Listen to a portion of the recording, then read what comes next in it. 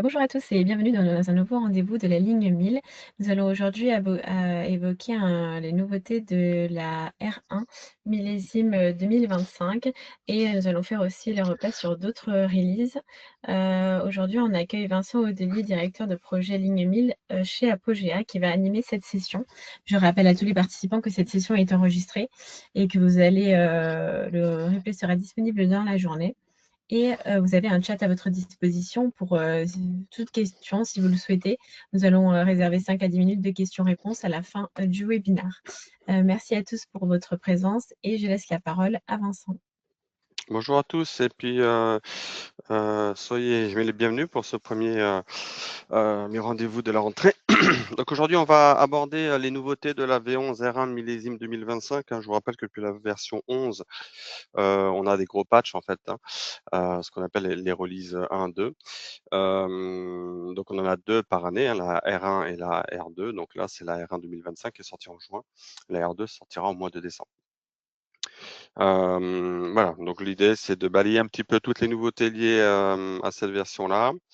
Donc toutes les mises à jour. Alors je vous fais un petit récap des différentes mises à jour, aussi bien antérieures que sur la version 11. On parlera un petit peu aussi de la future release en décembre, qui va être assez conséquente. Et ensuite, on va dérouler les différentes nouveautés de cette release. Donc, il y a des améliorations sur la partie web, il y a des améliorations fonctionnelles, il y a des sujets sur la facturation électronique. Il y a un nouveau module qui va nous permettre de gérer les situations pour les CCA et les FAE. Et puis, alors je ne vais pas les détailler parce qu'on n'aura pas le temps, mais dans le document, je vous mets toutes les nouveautés de la version 11 à la version 11 R2 millésime 2024, donc la version 11 ainsi que toutes les releases précédentes. Je ferai un petit focus très rapide sur les prochaines web démos et notamment, sur le mois d'octobre, on reparlera du Proxy Team Day, qui est notre rendez-vous, annuel, où je vous invite fortement à venir. Et les commerciaux ont déjà, alors c'est sur Paris, hein, mais les commerciaux ont dû normalement, vous fournir l'invitation. Si c'est pas le cas, il faudra les relancer. Puis bien entendu, une petite séance de questions-réponses derrière tout ça. Je vous propose donc d'avancer et de faire un premier point sur les mises à jour depuis la version 7 jusqu'à la version 11R1. Donc, premier slide où on parle de toutes les versions antérieures. Donc, la ligne 1000, elle a 20 ans, donc c'est un produit mais qui est bien mature. Donc ça, c'était enfin, je n'ai pas mis toutes les versions, mais je suis parti de la version 7. Il y a très peu de monde normalement qui descend dans des versions antérieures à la version 7. Donc c'est toutes les mises à jour qui ont été faites sur Sage. À noter dans les choses importantes, donc la plupart d'entre vous, si vous n'êtes pas déjà passé à la V11, vous devez être en version 8 ou 9, 9R2 pour la plupart. La version 10 était une version intermédiaire qui nous permettait de préparer tous les événements pour la version 10, notamment nouvelle gestion de lettrage, nouvelle ergonomie sur le web, etc. Et donc la version 11 est vraiment la version estampillée facturation électronique dans Sage. Donc voilà, focus un peu plus sur la version 11. Donc, comme je vous disais, c'est une version minimale pour la partie facturation électronique. On a 2 releases donc par an. Alors rapidement, je vous refais un petit peu le cursus. Version 11, donc dans la version de facturation, pardon, je vais le dire. Génération donc des formats Facturix. Pour rappel, la facturation électronique, vous avez 3 formats autorisés, donc Sage légère. Est apparue la base Sirène avec les API V qui vous permet notamment, quand vous créez un tiers, d'aller voir la base Sirène et de vérifier que votre tiers est bien renseigné, de retrouver son adresse, son Sirène, etc. et de compléter les informations dans votre fiche tiers et de le rendre valide pour la facturation électronique. C'est important parce que quand on va se connecter sur la facturation électronique, il faut déjà que votre tiers soit bien identifié. Donc ça, c'est la première étape, avoir une base tiers, on va dire, propre. Et le Data Cleaning Control, qui est un outil qui vous permet de contrôler en masse vos données tiers, voir s'il vous manque des sirettes, s'il y a des sirettes en double, si si vous manque des numéros intracom, etc., etc. D'accord, donc ça c'est surtout un outil de contrôle. Et puis la version 11, donc on a ce qu'on appelle le Sage Network. Le Sage Network, c'est la boîte noire du PDP. Alors, j'utilise des termes que normalement tout le monde doit connaître à ce terme-là. Un PDP, c'est les plateformes de dématérialisation privée. Donc Sage Network, c'est la boîte noire qui va permettre à Sage de communiquer avec tous les autres PDP et avec la plateforme du gouvernement. Pour rappel, la PDP de Sedge, elle est commune à toute la gamme Sedge, hein, Link 100, Link 1000, X3, etc. Donc c'est un gros investissement côté Sedge. Donc en juin 2024, donc on a eu une version R1 qui m'a apporté de nouveaux tableaux de bord, des nouveautés sur les web, des nouvelles interrogations, des liens hypertextes, on enrichit le menu web. En novembre, c'était la version R2 2024. On a eu l'historiation des pages, ça c'est un peu plus technique. C'est plus pour notre salade interne, on va dire. Des améliorations sur le lettrage qui a beaucoup bougé, des améliorations sur sa fiscalité. On a eu l'assistance pour les nouvelles normes comptables 2025. Donc, MLNC 2025 au travers de 3 assistants pour modifier vos comptes, les rendre inactifs, et des nouveautés aussi sur le monitoring et sur les alertes. Celle qui nous intéresse en jaune ici, donc la version R1 2025 est sortie donc au mois de juin. Nous avons donc, comme je vous l'ai montré tout à l'heure sur le planning, des améliorations web, des améliorations fonctionnelles. On va optimiser certains traitements. On va avoir des nouveautés aussi sur la facturation électronique et un nouveau module de gestion des situations. Et très rapidement, même si je l'ai mis en arrière-plan, ça n'est pas encore sorti, ça fera l'objet d'un autre séminaire. En décembre, normalement, on sort la R2 2025 où on va enfin avoir le e-reporting. On aura la gestion des factures en comptabilité. On aura la synchronisation des flux, de l'annuaire. On aura la gestion des cycles de vie des factures. On aura une mise à jour après sur Data Cleaning Control et les optimisations de performance. Vous voyez, ça va s'accélérer. Hein. On est bientôt en 2026 quelque part. Voilà. Sur ce, bah, on va continuer. Donc ça, c'est un scope un peu de ce que vous avez sur la version 11. Donc si vous n'avez pas encore migré, quand vous allez migrer, vous allez avoir toutes ces nouveautés qui vont arriver d'un coup. Si vous êtes en cours de migration, vous allez être sur ce scope-là. Et si vous migrez un peu plus tard, attention au bousculement du planning, vous serez sur la sur la dernière version, sachant que les clients qui migrent normalement actuellement, on, on prévoit le budget pour installer au moins une release future afin d'être à jour. Bah, c'est parti pour une nouveauté du coup. Donc les améliorations web. Alors, 3 choses. On a une nouveauté sur le nombre d'onglets ouverts. On a des dashboards d'action utilisateur et des dashboards de maintenance de base de données. Les dashboards, hein, pour ceux qui ne connaissent pas, ce sont des tableaux de bord qui sont apparus depuis la version 10. Donc, ils sont fournis par Sage, qui sont des dashboards synthétiques qui vous donnent accès à tout un tas de fonctionnalités, des graphiques, etc., etc. Donc les animations web, donc nombre d'onglets ouverts, donc par défaut, la limite d'onglets ouverts dans le porteur web est de 10 onglets. Le principe en fait maintenant, c'est que toute ouverture d'un nouvel onglet, donc le 11e en fait, ira fermer le premier onglet et ainsi de suite. C'est pour éviter que vous ayez 300 milliards d'onglets ouverts sur le web. Et après, bah, c'est un peu plus compliqué de naviguer. Donc là, on va être sur 10 onglets maximum et le dernier ouvert ferme le premier. Un peu comme les stocks, hein, dernier arrivé, premier sorti. Enfin, dernier arrivé, dernier sorti. Dans la limite de 10. D'accord. Donc, petite nouveauté pour faciliter un peu l'usage des utilisateurs en mode web. Pour rappel, depuis la version 11, enfin 10 même, on incite beaucoup à utiliser le web parce que 7, je n'investis plus sur client lourd, mais uniquement sur client web. Nouveau dashboard ensuite d'action d'utilisateur, donc qui va vous permettre de visualiser et d'analyser les journaux d'enregistrement et les actions des différents utilisateurs. Vous aurez la possibilité, au travers de ce dashboard, de générer des fichiers CSV, avoir un répertoire log qui peut être exploité pour savoir qui a fait quoi. Donc c'est un monitoring, c'est un nouveau monitoring pour identifier les événements des différents utilisateurs. Donc, qui a créé quoi, qui a fait quoi, etc. Donc, on va avoir un monitoring beaucoup plus, on va dire, facile pour suivre l'activité des différents utilisateurs. Le dashboard, il va être ici. Donc, vous aurez le nombre de sessions, le nombre d'écrans ouverts, le nombre de sessions simultanées. Vous avez des petits graphiques comme d'habitude sur le dashboard et vous avez les tables avec ce qui a été fait, quel utilisateur, combien d'objets, combien de d'écran, etc. Donc ça, c'est le premier dashboard qui est fourni sur cette nouvelle version partie web. On a aussi un dashboard qui lui s'appelait la maintenance de base de données. Donc c'est un peu technique, mais il permet de consulter les stats de la base de données et d'effectuer des opérations. Ce qui peut être intéressant, parce qu'il y a des interactions, mais des actions un peu plus techniques, hein, notamment la suppression des index non Sedge asynchrone, la désactivation d'un index Sedge, la création d'un index, l'activation. Donc les index, c'est ce qui va permettre grosso modo, quand on va travailler sur des tables ou autres, d'aller plus vite, hein. Donc on va mettre des liens pour que les recherches soient optimisées.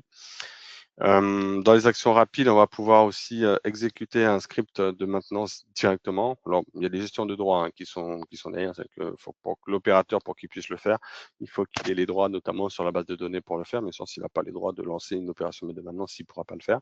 Donc, par maintenance, on parle de faire des sauvegardes, par exemple. Et pouvoir lancer un script de maintenance directement par ce biais-là. On a aussi toute une gestion de messages d'alerte, ça c'est intéressant. Voilà, si vous avez des verrous objets de plus d'un jour, donc des verrous, c'est des objets pour rappel qui se déclenchent quand il y a deux utilisateurs qui font exactement la même tâche. Donc, enfin, s'il y en a un des deux qui bloque, et normalement la tâche elle est verrouillée en fait, donc il faut libérer le verrou pour avoir accès. Donc ça vous permet de vous alerter s'il y a des verrous de plus d'un jour. Ça peut être intéressant parce que ça peut bloquer parfois certains traitements.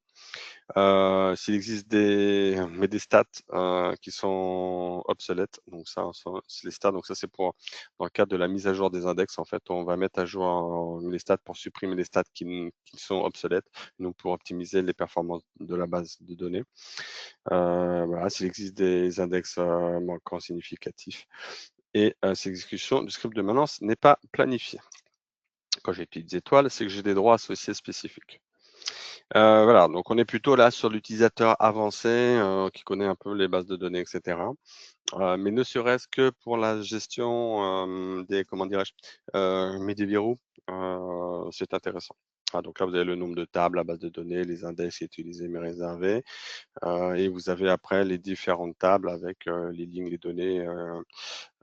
Alors ça peut être intéressant aussi parce que ça peut nous donner des indications sur les tables les plus utilisées dans Sage. Bon, souvent c'est les tables écriture, échéance, analytique qui pèsent le plus lourd, mais voilà, ça peut avoir des notions intéressantes pour savoir quels sont les points de friction sur la base et éventuellement agir dessus pour faire une épuration, par exemple, ou ce genre de choses. Donc ça, c'est pour les améliorations web. Ensuite, on va parler de toutes les améliorations fonctionnelles. Donc là, il y en a pas mal de petites nouveautés à droite à gauche. Donc, une petite nouveauté sur cette fiscalité, sur la TVA, sur les liens pour les lots, sur les processus opérationnels. On a deux optimisations sur les suppressions de lots et sur les lettrages. Et on a trois nouveautés qui tournent plutôt sur la banque paiement, les virements instantanés, les adresses structurées et les codes motifs de rejet. On va commencer par les premières. Donc, cette fiscalité, petite nouveauté maintenant, vous pouvez envoyer des balances avec les écritures de simulation vers Sage Fiscalité et il les met dans un journal particulier qui crée de manière automatique. Donc, Sage Fiscalité, hein, je vous rappelle, hein, c'est ce qui remplace les étafis. C'est un produit qui s'appelle Invoke, qui est connecté avec Sage via des API en mode SaaS et qui vous permet de générer tout ce qui est liasse fiscale. Donc maintenant, on peut inclure les écritures de simulation directement dedans. C'est le premier point. Le deuxième point, maintenant, vous pouvez, dans votre justificatif de TVA, il est possible d'exclure un type de marquage au niveau de la génération de vos justifications de TVA. Pour rappel, le marquage est une fonctionnalité qui vous permet par type de famille, hein, vous voyez sur l'écran des familles de type mes révisions, mes comptables, mes litiges ou autres. Vous pouvez, en fait, quand vous générez votre TVA, une fois que vous avez marqué vos écritures, donc on leur a mis un flag avec une famille, un commentaire, etc., vous pouvez les exclure de votre justif ou même de TVA, parce que par exemple, c'est des flux qui sont en litige ou autre, et vous ne voulez pas les prendre en compte ou parce qu'ils n'ont pas été validés, par exemple. Autre nouveauté, On a maintenant de nouveaux liens vers le numéro de lot. Donc, ça concerne deux écrans principalement. Donc, pour rappel, c'est des liens hypertextes, hein. En fait, quand vous cliquez dessus, ça vous ouvre le lot de la pièce. Le premier, c'est qu'on l'a au niveau maintenant de la saisie par pièce. Avant, quand vous faisiez une saisie par pièce, on voyait le numéro du lot, mais on ne pouvait pas accéder directement. Donc, il fallait rouvrir un écran de lot si on voulait voir mieux le lot, parce qu'il y a peut-être plusieurs pièces qui vous intéressent. Et donc, le lot vous permet de vous donner toutes les pièces correspondantes. Donc, avant, il fallait aller retourner sur consultation de lot ou sur la saisie par lot pour le voir. Donc là, maintenant, directement à partir de votre pièce, dans le répertoire pièces, vous cliquez sur le lot et vous aurez directement accès au lot.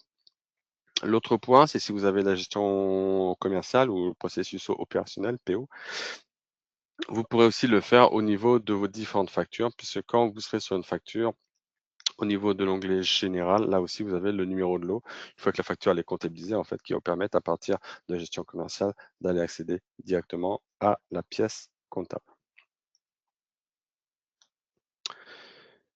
Voilà. Autre nouveauté fonctionnelle, là, on est surtout sur la partie processus opérationnel. On a rajouté la référence externe sur tout un tas d'écrans, soit des consultations, alors il y en a plein, je ne les ai pas tous mis, que toute la partie de consultation de pièces, d'accord, et donc par pièce ou par produit, et tout ce qui est consultation des différentes factures, achat-vente, hein. Donc c'est une référence externe qui a été rajoutée. Pour rappel, la référence externe, c'est une référence supplémentaire de la zone référence ou numéro de pièce de Sage qui est stockée sur la pièce comptable.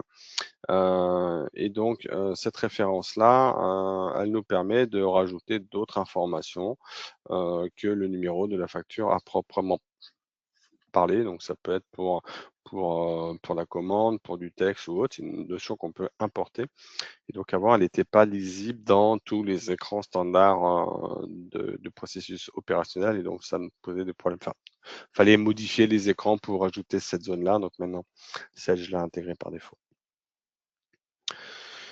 Parmi les optimisations, on en a deux.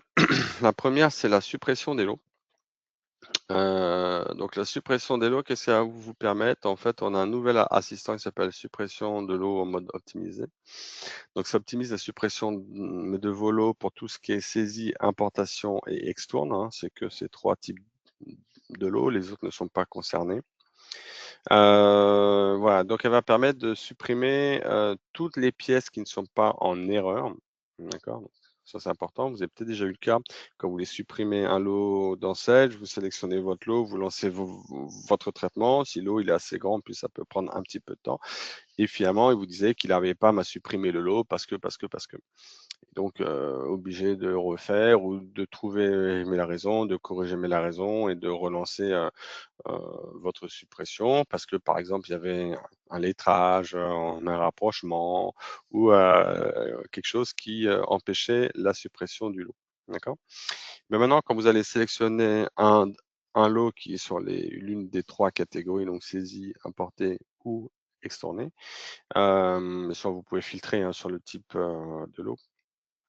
Eh ben, il va vous proposer en fait un écran qui va vous dire dans toutes les pièces qui sont contenues dans ce lot, quelles sont les pièces qui sont supprimables avec des cases à cocher ou par défaut, il va cocher toutes les pièces justement qu'il considère comme étant supprimables, donc ils ne sont pas rattachés à un élément qui va vous bloquer votre traitement en fait, hein. Et toutes celles qui ne sont pas, enfin celles qui le sont et celles qui ne le sont pas d'ailleurs, vous avez une colonne commentaire qui va vous dire le pourquoi du comment. Donc c'est les supprimables, il y a pas de débat, elle est cochée, donc elle est supprimable, donc il n'a pas de problème. S'il ne la coche pas, c'est qu'il va vous dire pourquoi est-ce qu'il ne peut pas. D'accord? Soit parce qu'on a fait trop large et qu'on voit que l'origine du lot ne permet pas la suppression, parce que par exemple, c'est ni un lot de saisie, importation ou extourne, simplement. Du moins, on ne pourra pas le faire par ce biais-là, ça n'empêchera pas de le faire toujours mais manuellement ou par suppression de lot classique. Soit parce qu'elle est rattachée à un rapprochement intragroupe, à un lettrage, etc., etc. Et donc, ce qui est intéressant, c'est ça va vous supprimer toutes les pièces qui sont supprimables. D'accord? Donc, vous ne lancez pas votre traitement pour rien, ça c'est la première chose. Et la deuxième chose, c'est que vous aurez la possibilité de voir pourquoi est-ce que les autres pièces ne bloquent pas. Enfin, bloquent, pardon. Et après, bah, faire l'action qui va bien pour les débloquer, hein, faire un dérapprochement, faire un délettrage, etc., etc. Et vous avez bien sûr un lien hypertexte qui va vous permettre, excusez-moi, je suis allé à l'écran suivant. Et un lien hypertexte qui va vous permettre d'aller sur la pièce pour aller éventuellement consulter, mais regarder la cause de votre blocage. Voilà, donc ça c'est assez intéressant. Souvent, la suppression de l'eau, c'est un traitement qu'on utilise quand même, qu'on peut utiliser de manière assez régulière et qui parfois posait problème parce qu'on avait des blocages sans trop savoir pourquoi. Souvent, quand on avait des lots avec 3000 pièces dedans, ben, quand ça marche pas, c'est un peu rageant. Donc là, au moins, bah, il va vous supprimer déjà toutes les pièces qui ne vont pas bloquer. Donc en général, c'est la majorité. Et celles mais qui bloquent, bah, vous aurez un détail qui va vous permettre de savoir quelle action est-ce qu'il faut faire ou est-ce que je peux pas parce que la pièce, elle est historisée, par exemple. Bah là, vous ne pourrez pas me la supprimer. On pourrait faire une extourne, etc. Voilà pour la suppression des lots. On va passer sur la deuxième optimisation qui est l'optimisation du lettrage. Donc ici, afin de limiter en fait le nombre d'échéances à lettrer et améliorer les temps d'affichage sur les filtres, par défaut, ils ont rajouté un filtre de date qui va nous mettre une borne de 90 jours, tout simplement. Hein, donc c'est un fil qui est bien sûr modifiable et qui va être présent, donc sur l'écran de lettrage de compte et sur l'écran de lettrage des comptes en automatique. Donc tout simplement, c'est une sélection par défaut qu'ils ont rajouté, qu'on peut décocher. Hein. On peut soit modifier la borne, soit décocher. Mais voilà, c'est pour éviter, si vous avez des gros comptes, vous présentez tout l'historique de tous les comptes, enfin, sauf si vous voulez en faisant une action. Mais par défaut, voilà, ça va limiter un peu la charge mais sur ce type d'écran.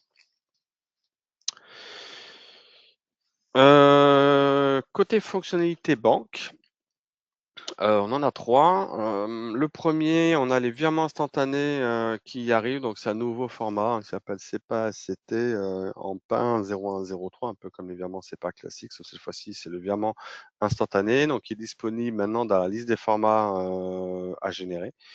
Donc un petit screen, je ne sais pas si vous voyez bien à droite, où on voit maintenant les virements instantanés. Donc c'est pour tout ce qui est voilà, c'est un nouveau format qui est apparu assez récemment et qui est intégré sur la nouvelle version. Bien sûr, pour que ça fonctionne, il faut que votre banque accède bien sûr ce type de format dans votre contrat bancaire, éventuellement le rajouter si ce n'est pas le cas. Et dès lors, on pourra le paramétrer dans Sage au niveau de vos contrats bancaires pour pouvoir faire des virements instantanés. Deuxième point, il est un peu plus technique. On a des adresses structurées, donc c'est une norme ISO 222 qui évolue, qui va rendre obligatoire la gestion d'adresses structurées pour les messages de paiement interbancaire. Donc à partir de novembre 2026, on a un petit peu de temps. Les adresses des payeurs et payés devront figurer avec un format structuré, donc. Et donc, la norme admet en 2025 une format hybride qu'on pourra utiliser à partir du 22 novembre 2025, donc on a à peu près un an. Et tous les formats existants seront mis à jour pour avoir une version de format structuré avec un format hybride. Les anciens formats, ceux qu'on utilise actuellement, sont sauvegardés avec un nom. En fait, ils vont garder le nom habituel en mettant non structuré. Voilà, donc ça c'est une nouvelle norme qui arrive, obligatoire. Et donc cette version va nous permettre directement de nous mettre au pas sur cette nouveauté. Pardon, je ne l'ai pas mis ici. Voilà, et donc ça pourra notamment, comme on va avoir des adresses qui sont structurées, potentiellement nous obliger à renseigner des adresses au niveau de la banque paiement pour répondre à cette norme-là. Autre nouveauté, Sage a rajouté pas mal de motifs de rejet. Donc, vous avez la liste là sous les yeux de tous les motifs qu'ils ont rajoutés. C'est important, les motifs de rejet. Vous avez peut-être déjà eu le cas, notamment quand vous intégrez vos relevés dans Sage. S'il y a des motifs de rejet qui ne sont pas créés, votre relevé est en échec. D'accord. C'est une des rares causes d'intégration de relevé en échec dès lors que votre compte banque tourne. Voilà. Et que, en général, la plupart des erreurs, au-delà des erreurs de communication pure, que ce soit de la banque ou un service qui est arrêté chez vous, c'est un des rares cas de blocage quand le code rejet est absent. Donc là, ils en ont intégré pas mal, donc ce qui devrait limiter ce type de cas. Après, si ça arrive, il faut recréer le code de rejet qui nous bloque l'intégration de nos relevés. Voilà pour toutes les nouveautés, on va dire, fonctionnelles pures de Sage, d'accord, sur cette nouvelle version. Ensuite, on va parler des nouveautés un peu plus orientées sur la facturation électronique. Donc, on a 3 points. On a maintenant la possibilité d'avoir la consultation des documents associés à nos factures. On a la création des factures achats à partir de la facturation électronique et on a le numéro intracommunautaire, pardon. Donc, à ce niveau-là, la consultation des documents associés à facturation électronique. Maintenant, vous pouvez consulter les fichiers XML et PDF associés à la facture électronique reçue. Donc là, sur l'écran qu'on voit, on est sur une consultation de facture mi reçue qu'on voit dans les documents. On a, alors, c'est des noms un petit peu bizarres, hein, puisque c'est les noms de la facturation électronique, donc ils sont mais codés, quoi. Donc, vous voyez qu'il y a bien un point PDF et un point XML. Donc, ça va vous permettre en fait de les voir directement et au travers de la facture, je parle bien des factures électroniques, d'avoir le lien vers ces différents formats, donc XML et PDF. Et de la même manière, quand vous êtes directement dans votre facture, dans les documents, là où avant, vous savez, quand vous étiez sur le processus opérationnel et que vous validiez, vous n'aviez que le PDF classique, hein. Là, maintenant, vous aurez également le lien avec le PDF et le lien avec l'XML pour tout ce qui est facturation électronique. On parle bien de facturation électronique reçue, hein. Parce que pour tout ce qui est vente, c'est vous qui la générez et après, c'est envoyé sur le PDP. Donc, c'est votre client quelque part qui va la recevoir en format de facturation électronique. Autre nouveauté, pardon, c'est la création de la facture d'achat à partir de la facturation électronique. Donc, à la création d'une facture d'achat à partir de la facturation électronique toujours, maintenant, elle tient compte des charges, des frais et des remises.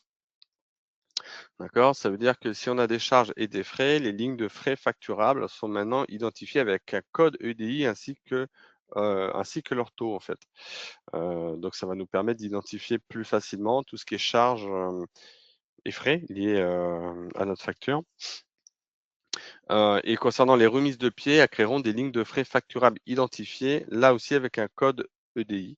Les codes mais de remise donc, seront ajoutés à la liste des codes EDI avec des motifs de charge, avec une option, enfin dès lors que l'option de remise est activée. Hein, donc en dessous, là, vous avez un exemple mais de frais qui est mais rattaché à une remise. Et si c'est pas identifié, la session d'importation sera en échec et donc il faudra créer les frais facturables correspondants dans le cas où ils ne seraient pas dans la liste des codes EDI. D'accord? Donc ces charges et mes remises à la ligne donc, seront ajoutées au prix net de l'article. Donc ça, c'est pour la création des factures d'achat. Et dernière nouveauté concernant la facturation électronique, on a le numéro intracommunautaire. Quand on va créer un nouveau tiers français via l'API, le tiers numéro intracommunautaire par défaut n'est pas calculé.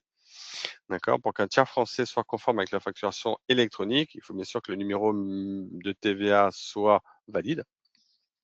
Donc, il y a une nouvelle fonction qui va permettre de calculer, de vérifier les numéros de TVA intracom dans Sage. Pour cela, il va falloir vérifier la validité des numéros de TVA des clients et des fournisseurs actifs. Et donc, il va traiter le niveau des tiers ainsi que les établissements des tiers. Il faut bien le data cleaning control pour ça, parce qu'il va s'appuyer dessus. Donc, il va aller vérifier vos numéros intracommunautaires à renseigner mais le statut à qualifier et non valide pour les tiers actifs. Donc, il faudra bien en amont que tous les tiers soient bien à qualifier, hein. C'est-à-dire qu'en gros, est-ce qu'ils sont soumis à TVA ou pas, hein? C'est ça que ça veut dire derrière. Et dès lors que c'est pas valide, vous allez avoir un écran qui va vous permettre d'alectionner soit un tiers, soit une fourchette mais de tiers. Et vous allez pouvoir donc calculer leur numéro intracommunautaire à partir de leur SIRET. Et donc, on va lancer un traitement qui va donc éventuellement supprimer votre numéro intracommunautaire s'il n'était pas bon. S'il est inexistant, il va juste vous l'ajouter et s'il n'était pas bon, il va vous l'enlever pour remettre le bon. D'accord? Voilà, donc ça c'est important parce que notamment, on a parfois des interfaces tiers où le numéro intracommunautaire, n'est pas présent. Donc, cette nouveauté va permettre, bah, vous d'alimenter et de renforcer votre base, hein, puisque, pour facturation électronique, il faut bien entendu que votre, ce qu'on appelle le master data tiers soit bien à jour, tant sur le numéro de SIRET, sur les notions d'assujettissement à la TVA et aussi sur les numéros intracommunautaires. D'accord? Donc là, c'est une petite nouveauté qui va vraiment dans le bon sens. Voilà pour cette partie-là. Dernière grosse nouveauté, c'est la situation des CCA, FCA, FAE, FAR. Donc là, c'est un nouveau module que Sedge a intégré. Donc, on va voir un peu les objectifs, on va voir la saisie des écritures comptables, quel est l'impact, on va voir la génération de ces situations. On verra qu'il y a un impact sur le module immobilisation avec la prise en compte des écritures issues des contrats. Et on verra qu'il y a un impact aussi sur le processus opérationnel. Donc tout ce qui est facturation, hein, pour la prise en compte des écritures comptables issues des pièces commerciales. Voilà. Et puis après, je vous ferai un tableau mi-récap qui va vous montrer la différence entre la répartition périodique, hein, ce qui existait avant Saturnus, et la nouvelle fonction, donc qui est la génération des situations. On va voir que la nouvelle fonction va un peu plus loin en fait. Donc l'objectif, lorsqu'une charge ou un produit est enregistré sur un exercice qui concerne un autre exercice, donc on doit procéder donc à une régularisation afin d'effectuer à chaque exercice, enfin d'affecter, pardon, excusez-moi, à chaque exercice le montant réel de la charge ou du produit qui le concerne. Donc, par exemple, si vous avez une charge qui est sur 1 an et demi ou à cheval sur 2 ans, on doit constater chaque année la charge qui correspond à chaque exercice comptable. Donc des traitements vous permettent de générer en automatique les écritures relatives, donc aux charges constatées d'avance, donc les CCA, et les produits constatés d'avance au PCA et aux factures à recevoir, FAR, et les factures à établir, les FAE. Le traitement donc va générer des écritures relatives aux factures à recevoir et établir une date de régularisation. Le traitement utilise donc les dates de début et fin de période qui sont saisies sur les écritures, donc ça c'est la nouveauté, pour générer des écritures de régularisation. Les pièces régularisées sont extournées automatiquement, ça c'est ce qu'on ne savait pas faire avant, au jour suivant de la date de régularisation définie et un lettrage est effectué. Voilà. Donc ça veut dire ça a plusieurs impacts. C'est des choses qu'on faisait un petit peu, enfin qu'on faisait déjà au travers des répartitions, ça, sauf qu'on n'avait pas du tout la notion de gestion d'extourne. Et ce qu'on faisait avant, c'est qu'on rajoutait des champs supplémentaires, ce qu'on appelle des zones ESL dans Sage, notamment si vous avez des logiciels de type BDMAT, que ce soit la SFD Sage ou du Use. Souvent, ce qu'on faisait, on rajoutait des champs dans Sage et on rajoutait des dates de début, dates de fin. On injectait ça dans Sage et on lançait après un robot qui allait générer les itérations de nos répartitions périodiques pour que Sage puisse les avoir et après pour pouvoir les comptabiliser dans Sage. Donc ça va remplacer un peu son fonctionnement. Ça va un peu plus loin dans le sens où ça va au début de chaque période extourner les écritures de la période précédente et que les champs période de début, période de fin qu'on crée avec des champs supplémentaires, bah maintenant ils sont directement intégrés dans Sage. Voilà, donc le fonctionnement, il est relativement simple en fait, hein. C'est-à-dire que maintenant, en saisie d'écriture et en import, je ne vous ai pas montré les descriptifs d'importation, mais c'est le même principe. On a deux nouveaux champs qui existent, qui s'appellent date de début, date de fin. Et ce qui va se traduire quand vous êtes en saisie par une nouvelle colonne, une colonne qui s'appelle période, ici en rouge là. Tac, tac, tac, ici, pardon, qui a été donc ajouté à vos différentes saisies, hein, que ce soit saisie par lot, saisie par pièce, etc. Et elle va vous permettre de renseigner la période à laquelle la charge ou le produit s'étale. Donc, c'est ces dates-là qui sont utilisées lors de la génération de vos situations. D'accord? Et elle est présente donc dans, comme je disais, saisie par lot, pièce ou par journal. Je n'ai pas vérifié en saisie directe, d'ailleurs, il faudra que je vérifie à l'occasion. Donc ça se matérialise ici, hein, et donc vous allez pouvoir ici renseigner vos dates de période Donc, on est vraiment sur du champ intégré, avec la possibilité éventuellement de me supprimer une période s'il y a une erreur. Et une fois que vous aurez renseigné ces périodes sur vos charges ou sur vos produits, ben, on va avoir un traitement qui est de génération, bien sûr, qui est automatisable, hein, donc on peut lancer à la main, qui va permettre donc de générer les écritures CCA-PCA à une date de régularisation. Le calcul est réalisé à l'aide des dates de période renseignées sur les écritures, forcément. La date de situation initialisée avec la date de l'exercice, mais elle reste modifiable, hein, c'est en 2024, il va vous mettre au 31/12/2024. Et le traitement, il est complet, donc voilà, il est coché si on traite toutes les écritures. Sinon, il, il va gérer que les 5000 premières. D'accord? Ce qui est déjà pas mal. C'est-à-dire que si on fait traitement mais complet sur votre périmètre, il va générer toutes les écritures liées. Alors bien sûr, hein, ça va entraîner un petit peu de paramétrage parce que derrière, pour qu'il puisse le faire, il faut qu'on renseigne des comptes paramètres, il faut qu'on renseigne des journaux paramètres, il faut qu'on renseigne des types de pièces paramètres. Vous devez avoir un petit peu l'habitude dès qu'on génère des traitements automatiques dans Sage, ben, il faut qu'on ait les éléments structurants pour le faire. D'accord, donc il y a tout, alors je vous les ai épargnés ici, hein, mais on a tout un tas d'éléments paramètres à renseigner pour que le logiciel sache dans quel journal, dans quel type de pièce, etc., générer ces traitements. Et vous le voyez un petit peu ici en bas, là, vous savez, dans le lot généré, oui, qui renseigne le journal et les types de comptes qu'on va lui renseigner. Ce qu'on faisait quand on était en répartition, on le faisait directement sur l'écran au moment de la répartition, on allait mettre le compte et le journal. Donc maintenant, on a des comptes paramètres et des journaux paramètres pour ça. Et on a une origine de lot, donc qui va être situation CCA, PCA. Bah, le résultat, bah, c'est que vous aurez un lot d'écriture avec son origine spécifique ici, en fin de période, qui va vous mettre ici pour une période mes données. Donc, il va extourner la première, il va retourner un CCA, donc met la facture et vous faire et vous repasser après sur la période en question, mais le montant de la charge. Donc ici, là, donc ça, ce qu'on voit, c'est l'extourne, hein, puisqu'il a annulé la charge pour le repasser sur le 486. Voilà, le résultat, c'est que les pièces qui sont générées sont accessibles depuis la période de la pièce d'origine et au niveau des informations complémentaires d'un onglet de situation. Hein, c'est-à-dire que quand on va interroger une pièce comptable, ce qui est intéressant, c'est qu'on a un nouvel onglet qui va nous permettre de retrouver les pièces liées à la situation. Donc on a un lien aussi directement pour suivi de la traçabilité. C'est pas mal.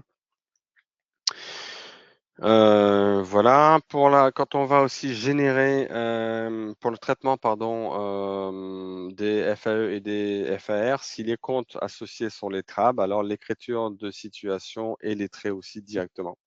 D'accord? Voilà, avec l'écriture Milestone. Comme on le voit ici, il a créé un groupe de lettrage sur les factures non parvenues directement. Voilà, côté IMO, pardon. Si vous gérez les contrats dans Sage, pour rappel, côté IMO, c'est une option, hein. Donc si vous avez l'option contrat, par défaut, la comptabilisation des échéances du contrat va aussi alimenter la date de début et la date de fin sur une session pour les lignes d'écriture. Un contrat a une date de début et de fin ainsi que les échéances associées. Donc on le retrouvera directement sur les contrats date de début, date de fin. Je bouge un peu mon écran, il a un petit peu mangé la date, je m'en excuse. Et on va retrouver ici au sein du contrat de location les différentes échéances associées à cette répartition. Et derrière, quand on va faire la comptabilisation de nos échéances de contrat, bah, chaque écriture de notre contrat, qui sont un compte de charge, aura la période de renseigner au niveau de sa session d'importation. Donc derrière, vous le retrouverez dans vos écritures comptables. Hein, parce qu'on va retrouver ici les différentes périodes qui correspondent. Donc tout ça, c'est les nouvelles colonnes hein, qui ont été rajoutées dans Sage. Pareil, on a aussi un impact sur le processus opérationnel, donc quand on est toujours achat-vente, puisque ça a été rajouté au niveau de vos factures, donc dans vos écrans de saisie des pièces commerciales, aussi bien achat mais que vente. Vous avez maintenant sur l'en-tête la période de facturation. Vous pouvez renseigner, soit à la main, soit alimenter, si vous faites des imports de fichiers ou par API de factures. On va pouvoir aller alimenter ces nouvelles zones aussi. Ainsi, quand on va les comptabiliser, les dates seront alimentées directement. Et après, vous pourrez générer vos situations, soit manuellement, soit par un automate, comme d'habitude. Voilà, on a fait un petit tableau récap peut-être pour vous donner une vision un petit peu plus claire sur la différence entre les répartitions périodiques et les situations. Donc en haut ici, on a une répartition périodique telle qu'on faisait avant ce patch-là, où en fait on fait une facture ici qui fait 20 000 €. Quand on fait la répartition, on va annuler la charge complètement par montant au crédit. Et il allait répartir sur une année, par exemple, tac, tac, tac, il va répartir tous les mois le montant de la charge. Donc là, c'est équilibré par 486 à chaque fois. Et on retrouve donc bien le montant global de la charge étalé sur l'année. Avec la gestion des situations, alors je ne vous ai pas parlé, on a possibilité dans les options soit de faire un calcul au réel, c'est-à-dire qu'il va calculer au jour exact, soit on va faire un calcul sur 360 jours. D'accord. Ça vous permet de lisser un petit peu les flux. Donc on a ces 2 options. Donc là, c'est le même principe, hein. On va avoir l'écriture d'origine qui est ici. On a notre écriture, mais de CCR, donc qui est fait au jour réel. Donc c'est-à-dire qu'il va sur cette option vous mettre le montant exact du mois. Et après, on a l'extourne à J+1. Donc vous voyez que par exemple en août, donc il a mis le montant ici.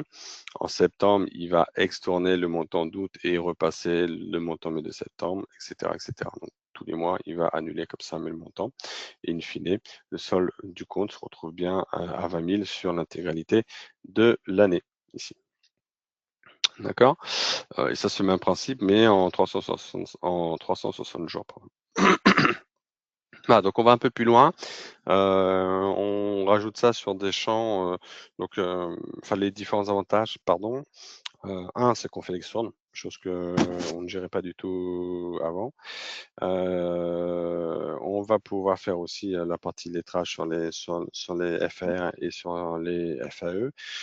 Tous les paramétrages des comptes des journaux, etc., sont mis sur des comptes journaux, enfin sur des comptes paramètres, sur des journaux paramètres. Donc, vous n'avez pas besoin de les renseigner à chaque fois que vous allez faire une situation. Voilà, et puis on a une historisation avec des champs qui sont déjà alimentés par défaut, hein. On n'est pas obligé d'aller rajouter des champs, etc., modifier nos interfaces pour le faire. Donc, on est vraiment sur une version un peu plus encapsulée. Voilà, donc c'est assez intéressant. Très rapidement, il nous reste un gros quart d'heure.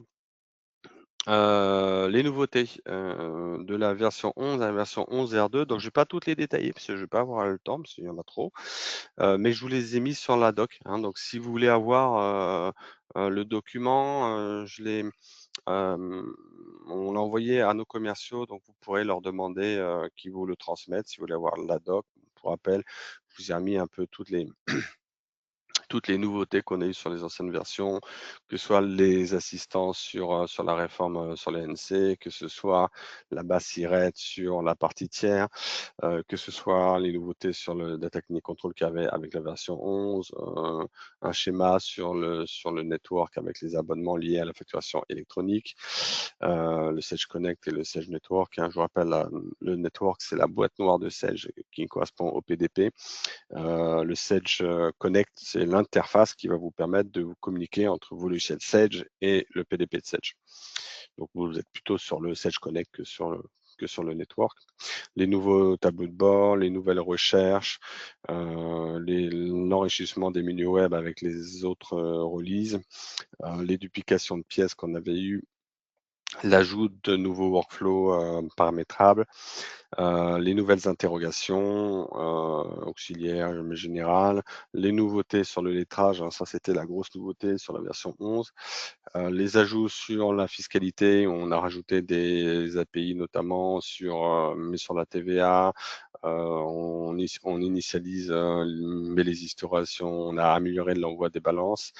Les ajouts sur le monitoring qui ont été faits avec la 11R2 2024, je crois, qui vous donne tout un tas d'informations sur la performance, sur les alertes, hein, alertes de taille, alertes de mémoire quand si la mémoire est saturée ou autre. Diverses améliorations sur les archivages, sur l'export de la balance auxiliaire en mode texte, sur la TVA. Voilà. Donc, vous voyez, il y a quand même pas mal de nouveautés depuis la version 11 avec les différents patchs et le patch à venir, mais la release 2025, R2 pardon, 2025 va être assez importante, surtout sur la partie facturation électronique, parce qu'on aura le e-reporting, on aura l'assistant des factures, le cycle de vie de nos différentes factures, on aura la comptabilisation de nos factures achats. Voilà, donc pas mal de nouveautés à ce niveau-là. Pour décembre. Les prochaines web démos, je vais vous faire un petit focus. Donc ça, c'est tous les web démos qu'on a déjà fait cette année. Donc on a eu, bien sûr, on avait commencé par les nouveautés de la version 11 release 2. On avait fait un atelier sur la fiscalité. Pour rappel, le 16 septembre, on fait un nouvel atelier sur la fiscalité. Donc, si ça vous intéresse, n'hésitez pas à vous inscrire. Je vais vous remontrer après. En avril, on avait parlé des produits Apogea, ce qu'on appelle les Apo quelque chose, Apo interface, Apo Excel, Apo Bank pour comptabiliser vos écritures bancaires, etc., etc. Apo Fusion. Donc c'est un peu toute notre palette, notre expertise autour des produits Sage. Donc si vous ne l'avez pas vu, je vous invite à aller le voir, ça pourra vous donner quelques idées. On avait fait un petit rec sur la démat aussi, ça c'était au mois de mai. En juin, on a parlé des nouveautés de la communication bancaire. Et en juillet, pardon, j'ai confondu, excusez-moi. C'est en juillet qu'on avait fait le rec sur la démat. Et en mai, on avait parlé des nouveautés sur la démat de Sage ainsi que sur la GED. Voilà, et donc ça c'est web démo en cours, donc septembre, c'est ça qu'on vient de faire. Le 9, comme je vous disais, donc la semaine prochaine, on a une web démo sur la Sage fiscalité. Donc si vous ne connaissez pas le produit ou si vous êtes intéressé, je vous invite fortement à venir, surtout que ça devrait vous permettre de vous préparer pour la prochaine campagne. C'est pour ça qu'on l'a fait maintenant, parce qu'après c'est un peu tard. Point important, le jeudi 9 octobre, si vous êtes sur Paris ou sur la région parisienne, on a le Proxy Team Day 2025, d'accord? Donc c'est 9h à 16h au pavillon Royal Paris 16e. Donc on invite tous nos clients et vous aurez plusieurs ateliers, des ateliers avec Sage, des ateliers avec des cabinets de conseil. Je vous en parle juste après. On a un invité vedette et on a tous nos partenaires qui seront là, hein, Yoast, Agicap ou autres. Voilà, donc c'est vraiment un peu la grande messe. Vous pouvez prendre plein d'informations, tant sur la finance que sur la cybersécurité, mais que sur la paye, que sur la facturation électronique, bien sûr. Et c'est l'occasion de nous rencontrer, puisque la plupart des commerciaux, des directeurs de projet seront là. Donc ça, c'est le 9 octobre, ça va arriver assez vite. Et en fin d'année, on va faire une web démo sur la partie vente rattachée, enfin orientée facturation électronique, notamment pour tous les clients qui ont par exemple qui ont un logiciel qui n'est pas compatible avec la facturation électronique, donc soit qui veulent se connecter à de les ventes côté Sage pour que Sage s'occupe de la partie PDP, soit vous avez un logiciel métier qui est capable de sortir l'un des trois formats de facturation électronique. Donc c'est UBL, Facturix et C2I. Et à ce moment-là, vous pourrez vous connecter directement à la PDP de Sage pour que du coup Sage récupère votre facture électronique et communique avec les autres PDP et avec le gouvernement. Voilà, donc ça va être un peu focus là-dessus. Et en décembre, on reparlera. Si on l'a, je suis pas sûr, hein, parce que ça va dépendre de quand Sedge sort cette release-là. Si je peux la faire, on la fera. Sinon, on la fera début d'année 2026. On va vous présenter la release 2. Voilà. Petit focus sur la journée du 9, donc sur le Proxy Team Days mai 2025. Donc l'invité vedette, c'est Mathieu Legal, qui est un chargé de mission à la direction de projet de la facturation électronique de la DGFIP. Donc voilà, c'est vraiment un gros spécialiste sur la facturation électronique, donc qui interviendra avec nous. On a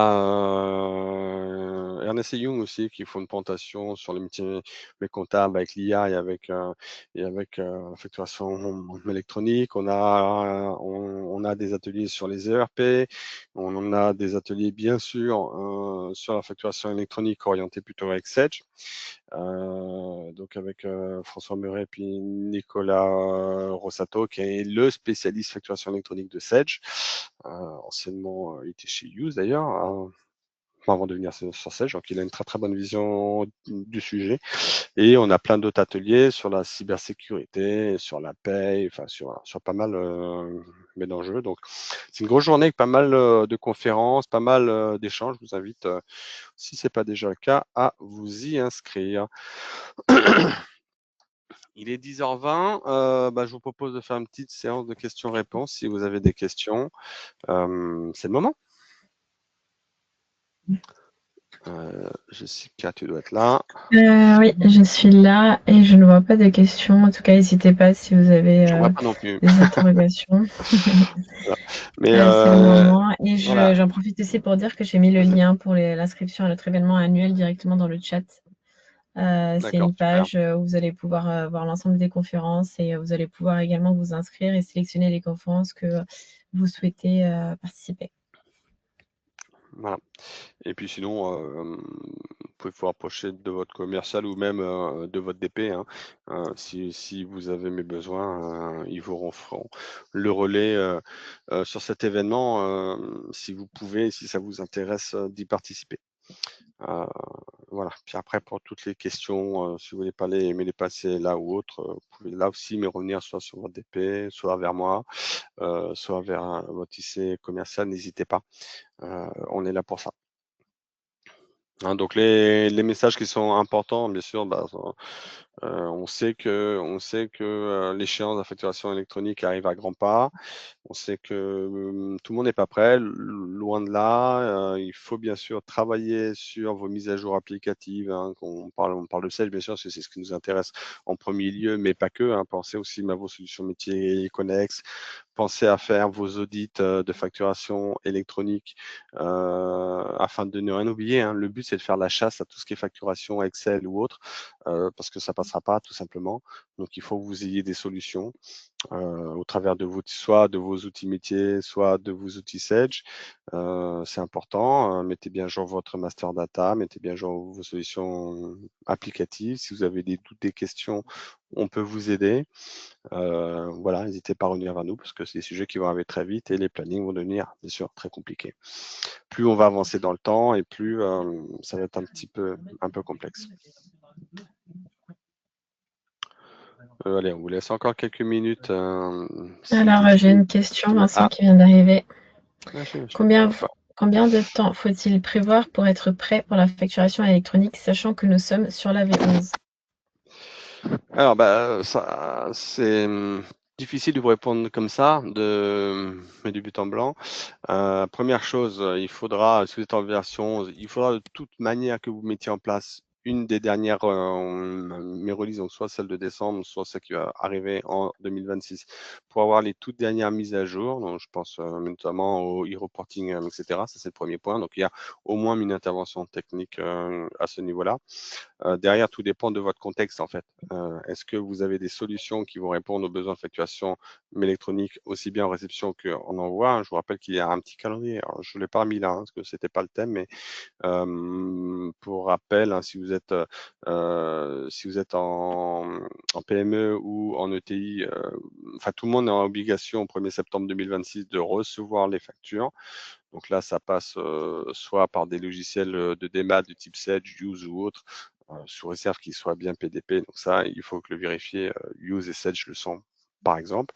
Donc ça, il faut que vous renseigniez. Et pour l'émission, bah, ça dépend de votre taille d'entreprise. En gros, les grosses boîtes et les boîtes intermédiaires, c'est aussi le 1er septembre mai 2026, sinon c'est 1er septembre mai 2027.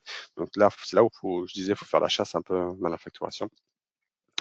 Voilà, donc si vous avez bien fait ce scope-là, bah, minima prévoyez bien de faire votre release pour être à jour.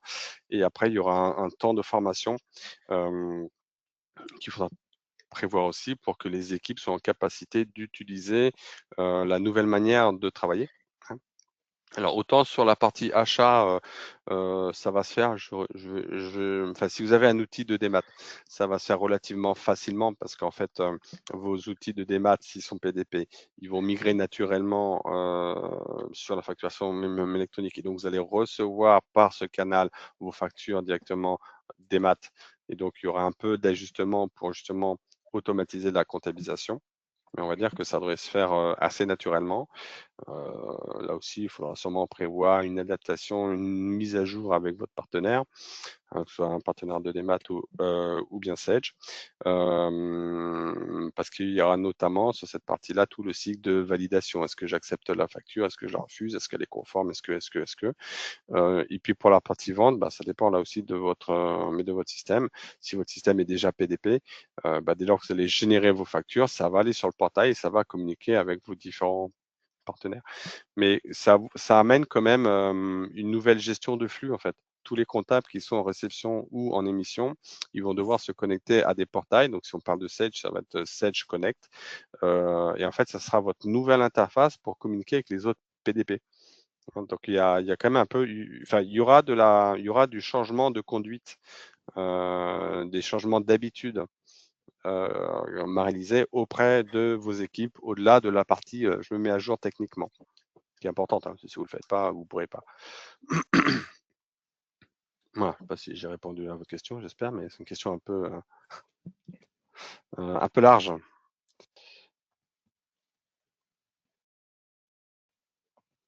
Je ne vois pas d'autres questions. La personne qui a posé la question te remercie pour ta réponse.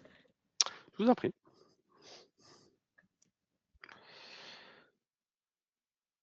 Ok, ben écoutez, s'il n'y a pas d'autres questions, on va vous souhaiter une très très bonne semaine, très bonne continuation. Et puis voilà, n'hésitez pas à vous inscrire. C'est important parce que sur les conférences, ça peut vous donner de l'information, hein. Je rappelle que la facturation électronique, ça bouge quasiment tous les jours, hein. Donc c'est important de se tenir informé pour ne pas rater d'informations importantes et bien travailler sur sur les éléments que l'on connaît, hein, les audits, la TVA, votre master data, vos mises à jour applicatives, et bien faire le tour de tous vos systèmes pour ne pas être pris à court au dernier moment sur un pan de facturation que vous n'auriez pas anticipé. Voilà. Sur ce, je vous souhaite une très bonne journée, une très bonne semaine, et puis je l'espère à très vite. Merci Vincent, merci à tous les Merci participants. À Jessica. très vite. Au revoir. Au revoir.